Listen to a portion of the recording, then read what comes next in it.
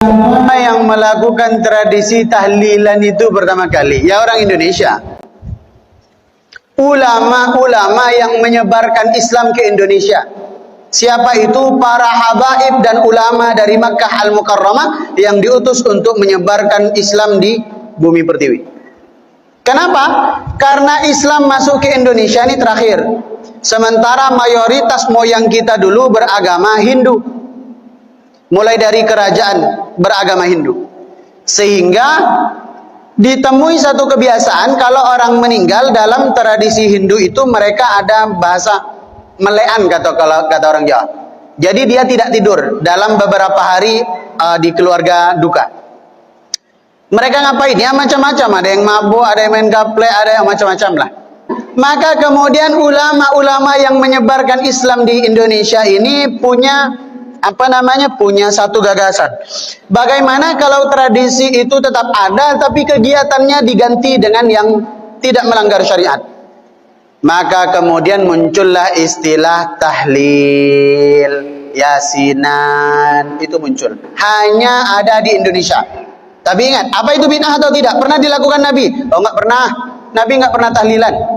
Apalagi pulang tahlil bawa bingkisan. Ada sabdanya? Oh, enggak ada hadis Nabi tentang tahlilan. Kalau tahlil ada, tapi tahlilan tak ada.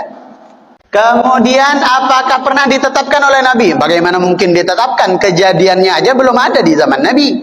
Apakah ada dalil yang menguatkan itu? Ada banyak.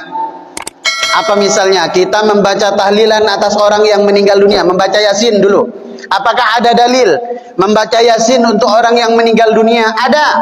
Kata Nabi SAW, Iqra'u Yasin ala mautakum. Bacalah surah Yasin atas orang yang meninggal di antara kalian. Ada dalil. Ada dalil secara umum yang menaungi ibadah itu. Membaca tahlil, apakah ada dalilnya? Oh, kemarin sudah kita kaji hadisnya. Ada kalimat tahlil, ada kalimat takbir, ada kalimat tasbih. Sudah kita kaji, banyak dalil tentang itu. Kemudian kita pulang bawa bingkisan, apakah ada dalilnya? Ada. Bahkan dalil bingkisan itu tidak hanya dari hadis, dari ayat Al-Quran.